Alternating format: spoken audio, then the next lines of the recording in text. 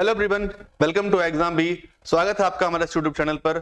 और जैसा कि आप सभी जानते हैं, आपका ईपीएफओ एसएससी का एग्जामिनेशन अभी शेड्यूल्ड नहीं हुआ है।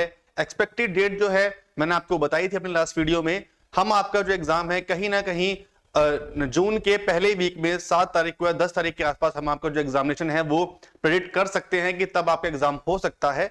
तो अभी आपके पास ऑलमोस्ट 1 महीना है, 30 दिन के आसपास जो आपका टाइम आपके पास बचा है। तो इन 30 दिनों में क्या आपकी अप्रोच होनी चाहिए, किस तरह से आप इस एग्जाम को आगे कैरी फॉरवर्ड कर सकते हैं, किस तरह से आप इस एग्जाम को प्रिपेयर कर सकते हैं। अगर अभी आपने तैयारी उतनी अच्छी स्पीड से या फिर उस तरह से तैयारी आपने स्टार्ट अभी आपने अगर नहीं की है, तो अगर आप इस वीडियो को पहली बार देख रहे हैं तो हमारे चैनल को आप सब्सक्राइब कर लीजिए। और आप अगर आपने स्टार्ट अभी तक नहीं की है तो अभी भी 1 महीना है। मैं आपके लिए कुछ ऐसे टॉपिक्स लेकर आया हूं, कुछ ऐसा मैं आप जो सिलेबस को मैं इस तरह से मोल्ड करके लेके आया हूं आपके लिए कि जितना उतना पार्ट पढ़ने के बाद आप इस एग्जाम को पहली बार में और 1 महीने में भी आप इस एग्जाम को क्रैक कर सकते हैं, अगर आपने इन टॉपिक्स को रिगरसली जो आपने उनको फॉलो कर लिया है। ठीक है, तो स्टार्ट करते हैं इस वीडियो को। ज्यादा बड़ा वीडियो मैं नहीं रखूंगा, बहुत कम टाइम का वीडियो होगा, तो वीडियो को एंड तक जरूर देखिएगा। एंड अगेन इस चैनल को आप सब्सक्राइब कर लीजिए और इस वीडियो को आप मैक्सिमम शेयर कर दीजिए ताकि ज्यादा लोगों तक ये वीडियो आपकी जो है वो पहुंच जाए। ठीक, तो स्टार्ट करते हैं सबसे पहले बेसिक सी चीज से। सबसे पहले आपके सामने आपका एग्जामिनेशन आपका पैटर्न। ठीक है, आप सभी जानते हैं 2019 में एग्जाम लास्ट टाइम हुआ था, आईबीपीएस ने एग्जाम कंडक्ट कराया था। इस बार आपका एग्जाम जो है वो एनटीए करा रहा है, आपका नेशनल टेस्टिंग एजेंसी आपका एग्जामिनेशन इस बार आपके लिए लेकर आया है। तो जो पैटर्न है उसका वो वही है जिस तरह से वो बाकी एग्जाम लेता हुआ आया है। समहाउ और लाइकली ये आपका एसएससी पैटर्न होने वाला है। ठीक है, 90% चांसेस क्या बोलते हैं कि आपका एसएससी पैटर्न रहने वाला है।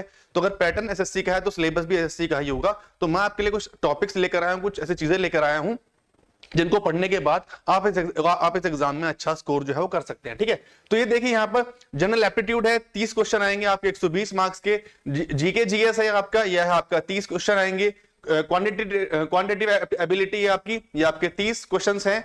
और इंग्लिश है विद कॉम्प्रिहेंशन, अलग से ध्यान रखिए विद कॉम्प्रिहेंशन यहां पर बोला गया है।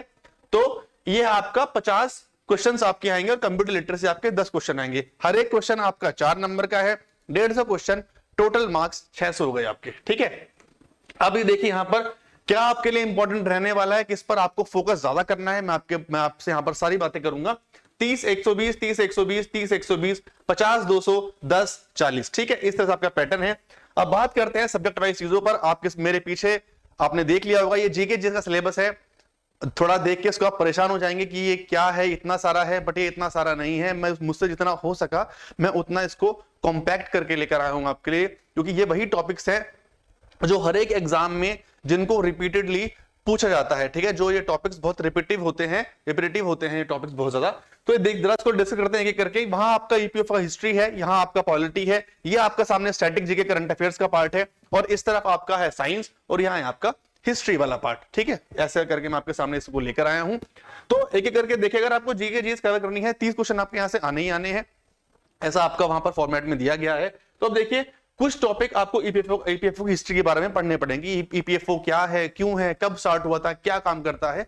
तो भाई बेसिक चीजें जो है उसकी वो हिस्ट्री या फिर जो कुछ करंट जो न्यूज चल रही हो ईपीएफओ में, ये सब आपको उसमें पढ़ना पड़ेगा। पहला टॉपिक आपका ये रहा। ठीक है, फिर आते हैं दूसरे टॉपिक पर जो है आपका पॉलिटी। पॉलिटी में आपको क्या क्या चीजें पढ़नी होती हैं वो मैं आपको बता देता हूं। आपको यहां से आर्टिकल्स पढ़ने होते हैं। ठीक है, यहां से आपको एज पढ़नी होती है। एज का मतलब क्या है कि जो आपकी मिनिमम एज होती है, जो आपकी मैक्सिमम एज होती है, कौन सा पद किस एज पर जाता है, सबसे कम टाइम पे, सबसे ज्यादा टाइम पे कौन सा जाता है। तो ये सारी चीजें आपको देखनी पड़ती है कि जैसे अगर आपको राज्यसभा की एज पूछ ली, आपसे उसकी मिनिमम पूछ ली, मैक्सिमम पूछ ली, प्रेसिडेंट की एज कितनी होती है, तो इस तरह के क्वेश्चन इनको आपको कहीं भी स्कोर आप देखेंगे तो आपको ये जो डेटा है वो इजीली अवेलेबल हो जाएगा। हमारी वेबसाइट पर भी मिल जाएगा आपको, या आप कहीं भी देखेंगे आपको वहां से डेटा जो है सारा वो मिल जाएगा। ठीक है, पार्लियामेंट के बारे में, लोकसभा राज्यसभा के बारे में, ठीक है, प्रेसिडेंट के बारे में, और अमेंडमेंट्स जरूर पढ़ना। बहुत ट्रेंडिंग टॉपिक रहता है अमेंडमेंट्स की। पहला अमेंडमेंट कब हुआ था, लेटेस्ट अमेंडमेंट कौन सा हुआ है, कौन सा अमेंडमेंट न्यूज में चल रहा होता है। तो ये इन पर भी क्वेश्चन जो है पॉलिटी में से देखने के लिए बनते हैं। ठीक है, सारे टॉपिक नहीं लाऊं, सिर्फ 4-5 टॉपिक हैं, इतना तो आप कवर कर ही सकते हो। ठीक है, किस तरफ आते हैं, बात करते हैं साइंस की। साइंस में फिजिक्स वाला पार्ट थोड़ा ज्यादा है, बाकी उसमें जो बायो और केमिस्ट्री का पार्ट है वो भी मैं आपके यहाँ पर लेकर आया हूं। आपको इलेक्ट्रिसिटी वाला पार्ट है वो उसको आप देखना, ठीक है। लाइट से रिलेटेड क्वेश्चंस आते हैं आपके, ठीक है। हीट से, लाइट से, ठीक है। लाइट में आपका चाहे वो लेंसेज का पार्ट हो, कॉन्वेक्स का हो, कॉनकेव का हो, ठीक है, रिफ्रैक्शन हो, रिफ्लेक्शन हो, वाला पार्ट हो गया आपका। ऐसा यूनिट्स बहुत इंपॉर्टेंट रहती हैं। ऐसा यूनिट से आपको क्वेश्चन जो है वो हमेशा देखने के लिए मिलते हैं, चाहे वो आपको छोटे पार्टे मिल जाए, चाहे फिर आपको वो थोड़ा लेंथी पार्टे मिल जाए, ठीक है। आगे चलते हैं ह्यूमन फिजियोलॉजी। ह्यूमन फिजियोलॉजी आती है बायो का पार्ट। इसमें आप क्या हो सकता है, जो आपके जो अलग अलग बॉडी के जो सिस्टम्स होते हैं, चाहे आपको नर्वस सिस्टम हो, चाहे आपको सर्कुलेटरी सिस्टम हो, चाहे वो आपका डाइजेस्टिव सिस्टम हो, ठीक है। इस तरह से आपके जो ये सिस्टम्स हैं, मतलब ह्यूमन फिजियोलॉजी अगर आप पढ़ लोगे तो यहां से आपको क्वेश्चन देखने के लिए हमेशा मिलता ही मिलता है बायो वाले पार्ट से। और केमिस्ट्री में अगर हम आए तो केमिस्ट्री में हमारा क्या होता है, जो आपके केमिकल फॉर्मूलाज होते हैं, जो आपके केमिकल नेम्स होते हैं, ठीक है। लाफिंग गैस कौन सी होती है, ठीक है। एसिड रेन में आपके कौन सा केमिकल होता है, ये सारे क्वेश्चन जो होते हैं, ठीक है।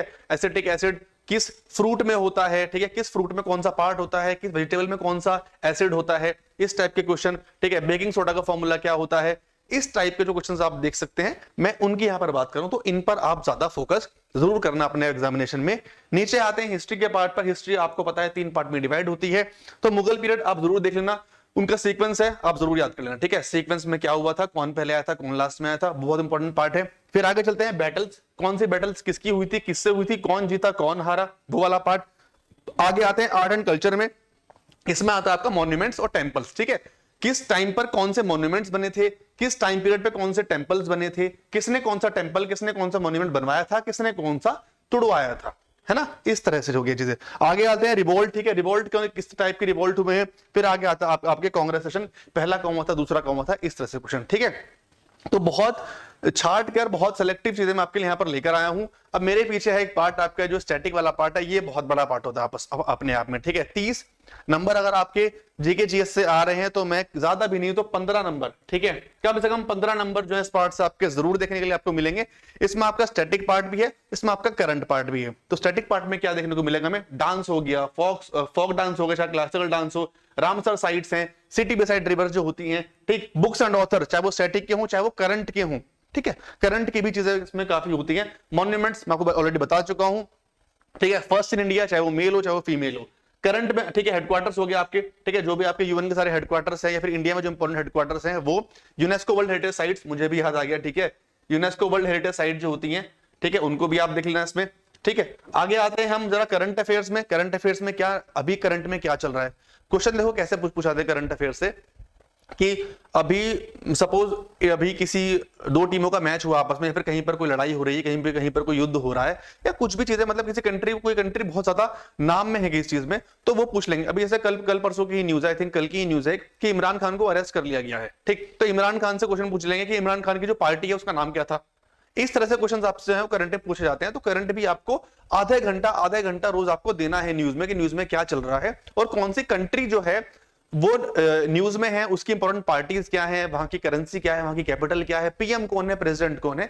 इस तरह के क्वेश्चन जो है करंट से बन के निकल के आते हैं, ठीक है। अवार्ड्स हो गए आपके, स्पोर्ट्स हो गए, ओबिचुअरीज हो गई, ठीक है, कौन मरा है, अभी किसी की डेथ हुई है तो वो किस फील्ड से वो बंदा या फिर वो जो लेडी है वो या फिर वो जो मैन है वो किस फील्ड से संबंध रखते थे, इस तरह के क्वेश्चन से, ठीक है। तो ये पूरा आपका जीके जीएस का पार्ट है। सिर्फ इतना कर लो आप अभी के लिए, अगर आपने इतना भी कर लिया हो वो मोर देन इनफ है, ठीक है। इतना पार्ट आप कर लीजिए तो आप जीके में इजीली स्कोर आप कर सकते हैं, ठीक है। 20 क्वेश्चन आप इजीली वहां पर स्कोर अपलोड 30 करके आ सकते हैं अभी भी इस वाले पार्ट से, ठीक है। चलिए आगे चलते हैं, बात करते हैं न्यूमेरिकल एप्टीट्यूड की, ठीक है, मतलब क्वांट्स की यहाँ पर बात करते हैं। क्वांट्स में क्या क्या है, वही बेसिक टॉपिक जो हमेशा होते हैं उन्हीं के बारे में बात करेंगे। आपका नंबर सिस्टम हो गया, आपका रेशियो है, आपका एवरेज है, परसेंटेज है, प्रॉफिट लॉस है, SI CI, time and work, speed distance, trigonometry, algebra and mensuration, plus DI. इसको मत भूलना, ठीक है, इसको मत भूलना।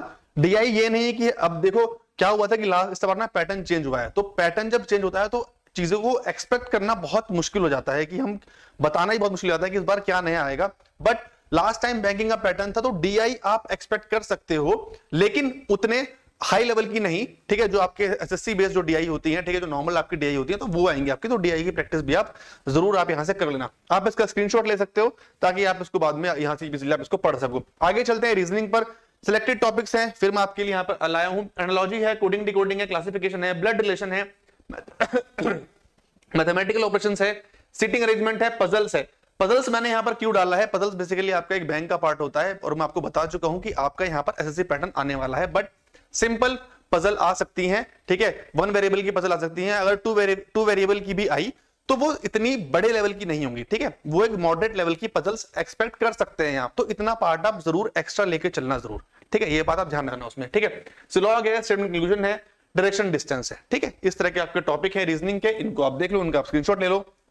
चलिए आगे चलते हैं, ठीक है, थोड़े से बड़े पार्ट पर 50 क्वेश्चन आपके इसके आने वाले हैं, ठीक है, if I am not wrong, बिल्कुल 50 क्वेश्चन यहाँ पे इसके आने वाले हैं।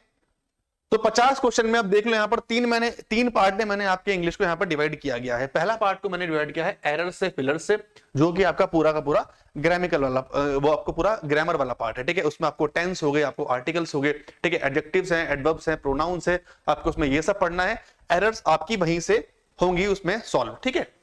नीचे आते हैं वोकैब का पार्ट है, ये इजीली इसको आप कवर कर सकते हैं, वोकैब को करना कोई बड़ी मुश्किल नहीं है, ठीक है, दिन में आप 20-20, 30 वोकैब भी करोगे, एक महीने में आप 1000 के आसपास आप वोकैब इजीली कर सकते हो, ठीक है। वोकैब में आपका एंटो है, सिनो है, वन वर्ड सब्स्टिट्यूशंस है, इडियम फ्रेजेस है, ठीक है, चार तरह की आपके पास वोकैबुलरी आती है एग्जामिनेशन में, तो इसको आप थोड़ा सा इस पे आप थोड़ा ध्यान देना। अब आते हैं इस तरफ, इस पार्ट को मैंने बड़ा यहां पर क्यों किया है, क्योंकि इसको अलग से मेंशन भी किया था कि इंग्लिश आएगी विद आपकी रीडिंग कॉम्प्रिहेंशन, तो कॉम्प्रिहेंशन आपका जरूर आएगा।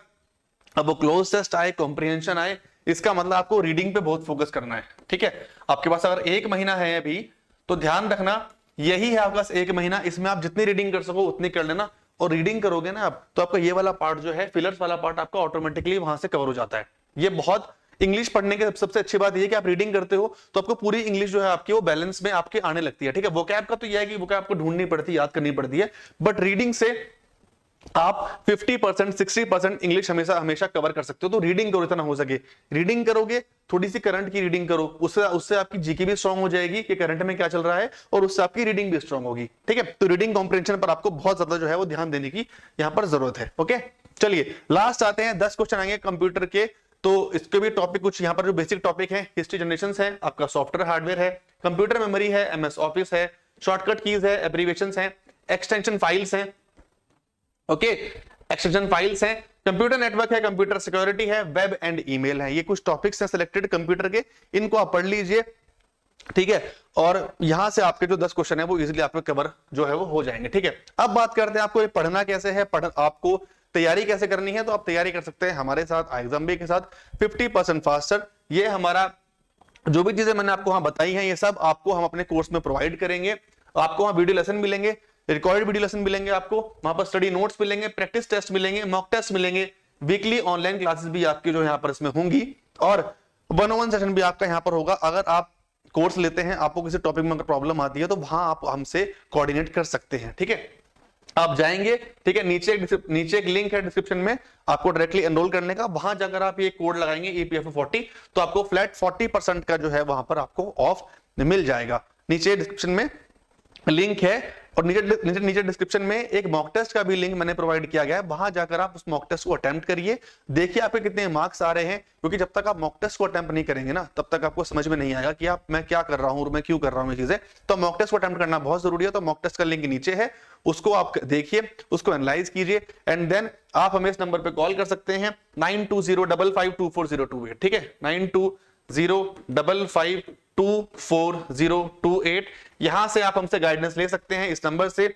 हमारी वेबसाइट है www.iexambee.com, आप वहां पर जाइए, वहां जाकर आप हमारे मेंटोर से बात कीजिए, वो आपको पूरी तरह से गाइड कर सकते हैं इस पूरे सेशन के बारे में, इस पूरी वीडियो के बारे में, और इस पूरे कोर्स के बारे में कि क्या आपको हम प्रोवाइड करने वाले हैं।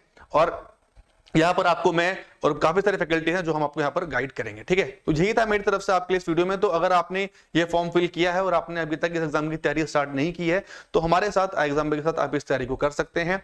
50% फास्ट आप हमारे साथ तैयारी कर लीजिए, 1 महीना है, और हमारे साथ एनरोल करने के बाद आपको डिफरेंस समझ में आ जाएगा कि हम में बाकी लोगों से क्या अलग है, और हम आपको यकीन दिला सकते हैं, और मैं आपको दिला रहा हूं कि ये एग्जाम आप अगले 1 महीने के अंदर ये एग्जाम आप क्रैक कर सकते हैं, अगर आप हमारे अकॉर्डिंग, इस स्ट्रेटेजी के अकॉर्डिंग अगर आप चलते हैं तो, ठीक है।